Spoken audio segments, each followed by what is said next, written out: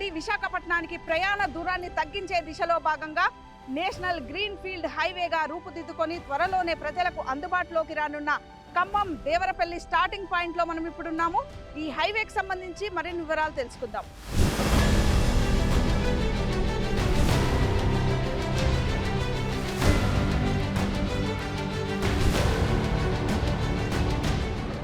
హైదరాబాద్ నుండి విశాఖ వెళ్లాలంటే విజయవాడ గేట్వే, కానీ ఇకపై ఆ గేట్వే స్థానాన్ని గ్రీన్ఫీల్డ్ హైవే భర్తీ చేయబోతుంది. అంతేకాదు, బెజవాడ ట్రాఫిక్కి బెంబేలెత్తాల్సిన పని లేకుండా, గంటల తరబడి ఆలస్యం లేకుండా విశాఖ దిశగా మనని వేగంగా తీసుకెళ్లే 4 లైన్ల కొత్త దారి సిద్ధమవుతుంది. అదే ఖమ్మం దేవరపల్లి గ్రీన్ఫీల్డ్ హైవే.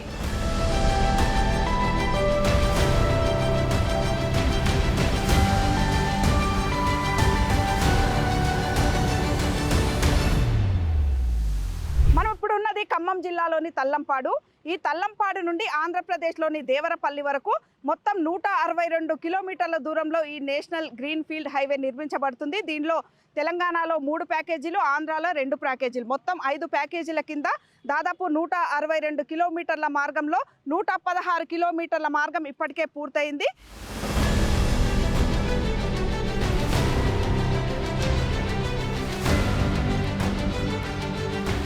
హైదరాబాద్ నుండి రాజమండ్రి, విశాఖపట్నాలకు వేగవంతమైన, సులభతరమైన రోడ్ కనెక్టివిటీని అందించే దిశలో భాగంగా ఇంటర్ స్టేట్ కారిడార్గా NH 365 BG పేరుతో తెలంగాణలోని ఖమ్మం జిల్లా నుండి ఏపీలోని దేవరపల్లి వరకు national highway authority of India నిర్మిస్తున్న ఓ అతిపెద్ద నేషనల్ గ్రీన్ఫీల్డ్ హైవే ఇది. ఖమ్మం, ఏలూరు, తూర్పుగోదావరి జిల్లాల పరిధిలో 162 కిలోమీటర్లతో నిర్మిస్తున్న ఈ గ్రీన్ఫీల్డ్ హైవే నిర్మాణ పనులను మొత్తం 5 ప్యాకేజీల కింద చేపట్టారు.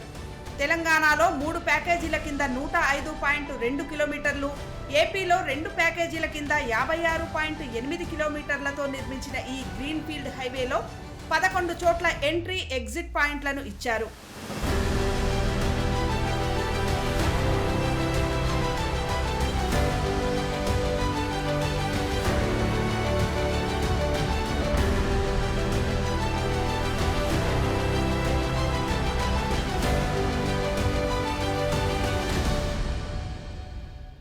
రెండు 2018లో శాంక్షన్ అయ్యింది మనకి. అప్పుడు మొదలైంది ల్యాండ్ ఎక్విజిషన్ ప్రాసెస్ అంతా కంప్లీట్ అయ్యి వర్క్ అవార్డ్ అయ్యేసరికి 2022కి మనకి వర్క్ అవార్డ్ అయింది. ఈ ప్రాజెక్టు ఖమ్మం నుంచి దేవరపల్లి 162 కిలోమీటర్లు. ఇదేంటంటే యాక్చువల్గా హైదరాబాదు విశాఖపట్నం కారిడార్కి ఒక పార్ట్. మనం హైదరాబాద్ నుంచి విశాఖపట్నం వెళ్ళాలంటే సుమారు 600 కిలోమీటర్లు ట్రావెల్ చేయాలి వయా విజయవాడ, ఏలూరు, రాజమండ్రి, విశాఖపట్నం. అదే మనం ఈ రోడ్డు పూర్తయిన తర్వాత ట్రావెల్ చేయాలంటే ఒక 56 కిలోమీటర్లు సుమారుగా ట్రావెల్ టైం, డిస్టెన్స్ తగ్గిపోతుంది. ట్రావెల్ టైం కూడా సుమారుగా 2 నుంచి 4 గంటలు టైం తగ్గుతుంది. ఈ కారిడార్ మనం ఒక యాక్సెస్ కంట్రోల్డ్ గ్రీన్ఫీల్డ్ కారిడార్ కింద డెవలప్ చేసాం. మనం మొదటగా మనకి అసలు ఇది ఖమ్మం టు అశ్వారావుపేట అనే రోడ్డుని మాకు 4 లేన్ డెవలప్మెంట్ చేయమని ఇచ్చారు.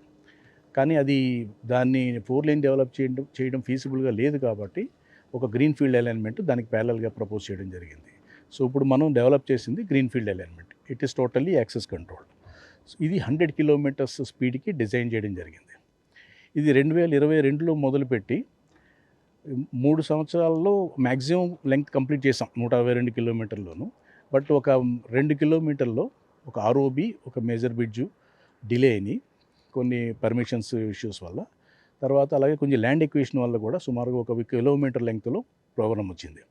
అవన్నీ కవర్ అయ్యి ఇప్పుడు ఏప్రిల్ ఎండ్కి మొత్తం మన ప్రాజెక్ట్ని కంప్లీట్ చేయడానికి ప్లాన్ చేస్తున్నాం. భారత్ మాలా పరియోజన కార్యక్రమం కింద national highway authority of India 3,700 కోట్ల రూపాయలతో ఈ 162 కిలోమీటర్ల గ్రీన్ ఫీల్డ్ హైవేని చేపట్టింది. ఈ కార్యక్రమంలో భాగంగా 2018లో ప్రాజెక్టు శాంక్షన్ కాగా ఇప్పుడు దాదాపు పనులన్నీ పూర్తయ్యాయి. మరో 2-3 నెలల్లో ఇది అందుబాటులోకి రానుంది.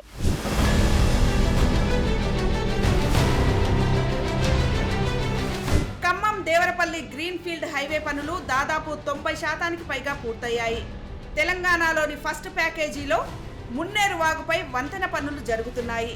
రైల్వే లైన్ పైన వంతెన పనులు చేస్తుండటంతో రైల్వే డిపార్ట్మెంట్తో సమన్వయం చేసుకుంటూ పనులు చేస్తున్నారు. ఏపీలోని 4వ ప్యాకేజీలో కొంత పనులు మినహాయిస్తే మిగతా పనులన్నీ పూర్తయ్యాయి. మరో 2 నెలల్లో ఈ గ్రీన్ఫీల్డ్ హైవేను ప్రజలకు అందుబాటులోకి తీసుకువచ్చే ప్రయత్నాలు చేస్తున్నారు.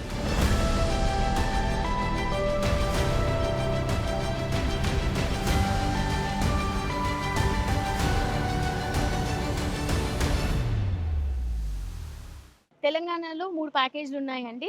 మొదట ప్యాకేజ్ మనకు ఖమ్మం ఔట్‌స్కర్ట్స్ తలంపాడు అనే విలేజ్ దగ్గర నుంచి స్టార్ట్ అవుతుందండి.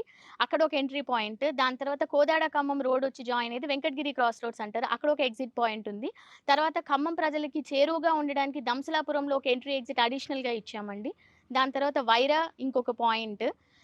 దాని తర్వాత కల్లూరు రెవెన్యూ డివిజన్‌కి అందుబాటులో ఉండేలా కల్లూరులో ఒక ఎంట్రీ ఎగ్జిట్ పాయింట్ ఉంది. దాని తర్వాత చింతగూడెం NH30 తిరువూరుకి దగ్గరగా ఉండే అదొక పాయింట్ అండి. దాని తర్వాత మనకి వేంసూరు సత్తుపల్లికి వెళ్ళడానికి వీలుగా వేంసూరులో ఒక ఎంట్రీ ఎగ్జిట్ పాయింట్ ఉందండి. ఇవి తెలంగాణలో ఉన్న ప్యాకేజెస్‌కి సంబంధించిన ఎంట్రీ ఎగ్జిట్ పాయింట్స్. మొత్తం 5 ప్యాకేజీలకు గాను తెలంగాణలో 3 ప్యాకేజీలు వస్తాయండి. ఆంధ్రాలో 2 ప్యాకేజీలు అండి. మొత్తం లెంత్ వచ్చేసి 162 kilometres. 3,800 approximate total project cost. ఈ హైవే మీద స్పీడ్ లిమిట్ గంటకు 100 కిలోమీటర్లు.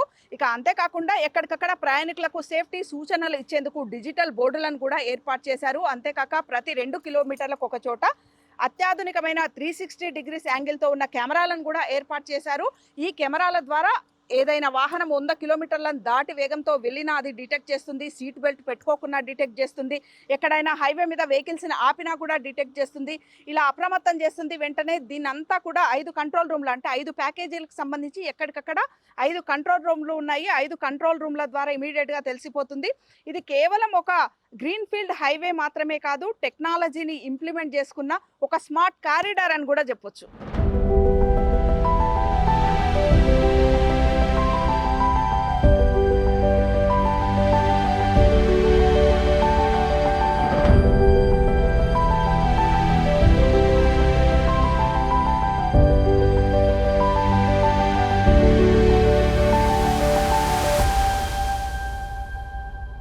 దీన్ని మనం ఎందుకు స్మార్ట్ కారిడార్ అనాలంటే, నార్మల్ హైవేస్ మీద మనకి ఎటువంటి రోడ్డు మానిటరింగ్ సిస్టమ్ ఉండదు.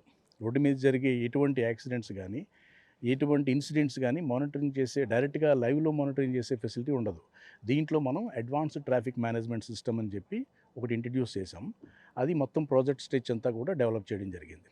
దాన్ని మనం మానిటర్ చేయడానికి మనకి ఇది 3 ప్యాకేజీల్లో పనిచేసాం మనం తెలంగాణ స్టేట్లో. ఆంధ్రప్రదేశ్లో 2 ప్యాకేజీల్లో పనిచేసాం. సో 3 ప్యాకేజీల్లోనూ 3 కంట్రోల్ రూమ్ సెంటర్స్ పెట్టడం జరిగింది. ఆ కంట్రోల్ రూమ్లో మనకి ఆ ప్రతి ప్యాకేజీలో ఉన్న లెంగ్త్లో ఎటువంటి ఇన్సిడెంట్ జరిగినా కూడా మనం ఒకటి PTZ కెమెరాస్ అని మనకి ప్రతి 2 కిలోమీటర్లో ఒకటి పెట్టడం జరిగింది. ప్రతి కిలోమీటర్లోనూ ఎక్కడ ఏ ఇన్సిడెంట్ జరిగినా కూడా క్యాప్చర్ చేస్తూ ఉంటుంది ఆన్ లైవ్ కండిషన్లో. అది కంట్రోల్ రూమ్ సెంటర్లో మనం అక్కడ కూర్చుని మానిటర్ చేయొచ్చు.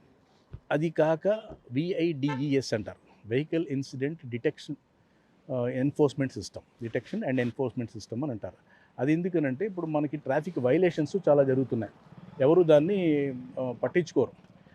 ఇప్పుడు ఒక లేన్ మనకి 4 లేన్ రోడ్లో ఈ కర్బ్ లేన్ ఉంటుంది, అంటే మనకి మీడియం వైపు ఉన్న లేను స్పీడ్ లేన్ అంటారు దాన్ని. 100 కిలోమీటర్ స్పీడ్కి ఆ లేన్లోనే వెళ్ళాలి. అలాగే మనం మార్కింగ్ కూడా చేస్తున్నాం. కానీ కొంతమంది ఏం చేస్తారు, పెద్ద పెద్ద ట్రక్స్ వాళ్ళంతా అదే లేన్లో ట్రావెల్ చేస్తారు. It is a kind of violation.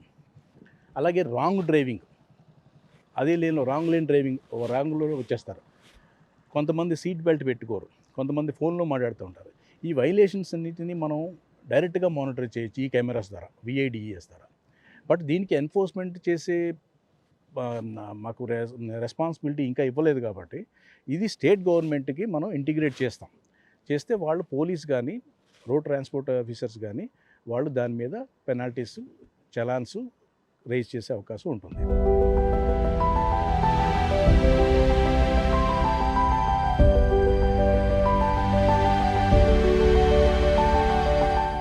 ఇది తెలంగాణలోనే తొలి axis controlled green field highway.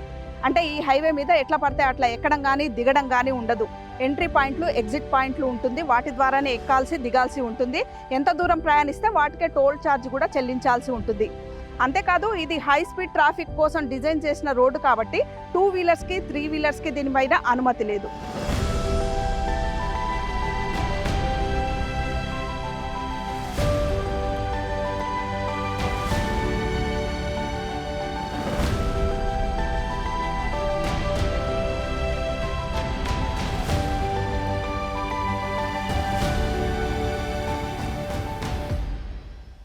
తెలంగాణలో మట్టుకు ఇది ఫస్ట్ ప్రాజెక్ట్ అండి.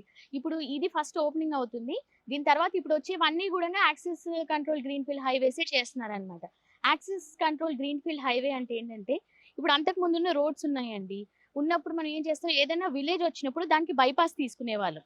కానీ అక్కడి నుంచి చిన్న చిన్న రోడ్స్ వచ్చి జాయిన్ అవ్వడము, పొలాల్లోంచి వచ్చిన రోడ్స్ జాయిన్ అవ్వడం లాంటివి ఉంటాయి. సో, సడెన్‌గా అలా వెహికల్స్ రాకుండా మొత్తం అంటే వేరే వాళ్ళ నుంచి యాక్సెస్ లేకుండా మనం ఇలా ట్రావెల్ చేసినప్పుడు కంట్రోల్డ్ అంటే మొత్తం హైవే కూడా మన కంట్రోల్‌లో ఉంటుందన్నమాట. మనం ట్రావెల్ చేసినప్పుడు ఒకటే డైరెక్షన్‌లో వేరే వాళ్ళు లాటరల్ ఎంట్రీ అనేది లేకుండా మనకి యాక్సెస్ కంట్రోల్ అని అంటామన్నమాట.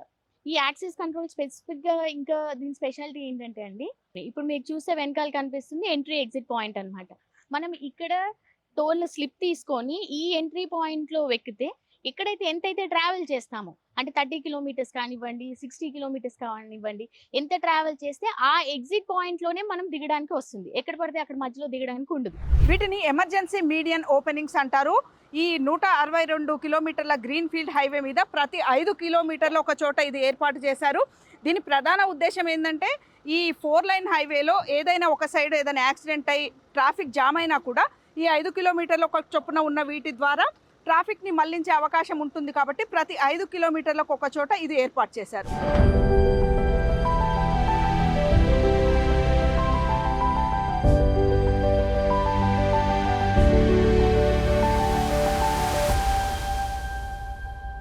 హైవే లైటింగ్ ఒకటి, బోర్డ్స్, రోడ్ సైనేజెస్, ఏ కిలోమీటర్‌లో ఉన్నాం, హెక్టామీటర్ స్టోన్, కిలోమీటర్ స్టోన్, దాని తర్వాత రోడ్ స్టడ్స్, ఇలా రోడ్ మార్కింగ్, తర్వాత టీబీఎం ట్రాన్స్‌వర్స్ బార్ మార్కింగ్, ఇవన్నీ ఏంటంటే రోడ్ ఫర్నిచర్స్ అని అంటామన్నమాట. రోడ్డులో మనకి ఎలా వెళ్ళాలి, ఎంత స్పీడ్‌లో వెళ్ళాలి, తర్వాత దానికి లైటింగ్ ఉందా, డైరెక్షన్ సైన్ బోర్డ్స్, ఇవన్నీ మనకి ట్రావెల్ చేసే వాళ్ళకి ఈజీగా యాక్సిడెంట్స్ అవ్వకుండా సేఫ్టీ పాయింట్ ఆఫ్ వ్యూలో వాళ్ళని హెల్ప్ చేయడానికి మనము రోడ్ యూజర్స్ ఫెసిలిటీ కోసం ఇచ్చే ప్రాజెక్ట్ ఫెసిలిటీస్ అన్నమాట. అయితే ఇది యాక్సెస్ కంట్రోల్ గ్రీన్‌ఫీల్డ్ పాయింట్ కాబట్టి ఒక ఎంట్రీ నుంచి ఇంకొక ఎగ్జిట్ పాయింట్ వరకు సుమారుగా 20 కిలోమీటర్ల డిస్టెన్స్ ఉంది. ఈ మధ్యలో ఏదన్నా అన్‌టువర్డ్స్ ఇన్సిడెంట్ అయ్యి వెహికల్ బ్రేక్ డౌన్ అవ్వడము, యాక్సిడెంట్ అవ్వడము, ఇంకేదన్నా సిట్యుయేషన్ ఉంటే మేము ఎవ్రీ 5 కిలోమీటర్స్‌కి ఎమర్జెన్సీ మీడియన్ ఓపెనింగ్ అనేది ఒకటి ప్రొవైడ్ చేశామన్నమాట. ఆ ఎమర్జెన్సీ మీడియన్ ఓపెనింగ్‌లో ఏమవుతుంది అనంటే, ఒకవేళ ఏదైనా 20 కిలోమీటర్లు ముందుకెళ్ళో లేదంటే 20 కిలోమీటర్లు రాంగ్ రూట్‌లో రాకుండా ఎవ్రీ 5 కిలోమీటర్స్‌కి అది ఓపెన్ చేసి నెక్స్ట్ డైరెక్షన్‌లో తీసుకొని వస్తామన్నమాట. మాది ఎన్‌హెచ్‌కి సంబంధించి 1033 అని చెప్పి హెల్ప్ లైన్ నెంబర్ ఉందండి. దానికి కాల్ చేస్తే అది కంట్రోల్ రూమ్ కానీ, తర్వాత ఇన్సిడెంట్ మేనేజ్మెంట్ వెహికల్, అంబులెన్సెస్ ఏదైతే ఎన్‌హెచ్‌కి అనుసంధానం అయి ఉన్నాయో వాటిని కనెక్ట్ చేసి మేము ఆ పర్టిక్యులర్ పాయింట్‌కి రీచ్ అవుతాం.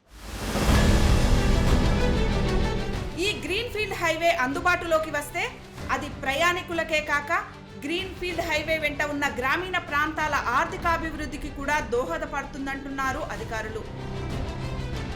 ఇంటర్ కారిడార్ కింద దీన్ని డిక్లేర్ చేశారు. యాక్చువల్గా ఏంటంటే 2 నేషనల్ హైవేస్ని కలుపుతుంది. NH65 హైదరాబాద్ విజయవాడ, NH16 అది కోల్కతా చెన్నై కారిడార్. ఆ రెండింటిని కలుపుతుంది కాబట్టి ఇంటర్ కారిడార్ అన్నారు దీన్ని. ఇది యాక్చువల్గా బేసిక్ పర్పస్ దీన్ని ట్రాన్స్పోర్ట్ని ఇంప్రూవ్ చేయడం, వెహికల్ ట్రాన్స్పోర్ట్ని ఇంప్రూవ్ చేయడం. దీని మీద ట్రక్స్ కూడా వెళ్తాయి, ట్రాన్స్పోర్టేషన్ ఫెసిలిటీ పెరుగుతుంది. దీని మీద ఎకనామిక్ డెవలప్మెంట్ కూడా డెఫినెట్గా ఇప్పుడు వన్స్ ఒక కారిడార్ ఫెసిలిటీ గ్రీన్‌ఫీల్డ్లో డెవలప్ అయితే దానికి బోల్డ్ అంత మిగతా రోడ్స్ కనెక్టివిటీ పెరుగుతుంది.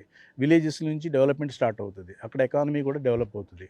సో మనకి ఎప్పుడైతే మనం హైవే కనెక్టివిటీ ఇస్తున్నామో విలేజెస్కి దగ్గరగా, అక్కడ కూడా డెవలప్మెంట్ జరిగే ఛాన్సెస్ చాలా ఉంటాయి.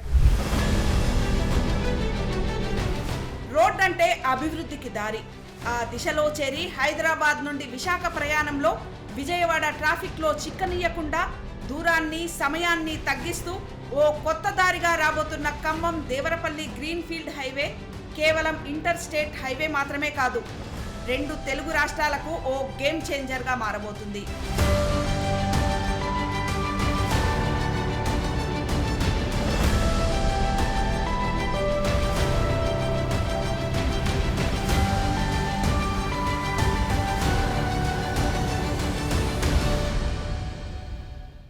ఈ NH365BG Khammam Devarapalli greenfield highway అందుబాటులోకి వస్తే హైదరాబాద్ నుండి వైజాగ్కి దూరం తగ్గడమే కాక NH65, NH16లపై భారం కూడా తగ్గుతుంది. కెమెరామెన్ సతీష్తో Rama, big TV, Khammam Devarapalli greenfield highway నుండి.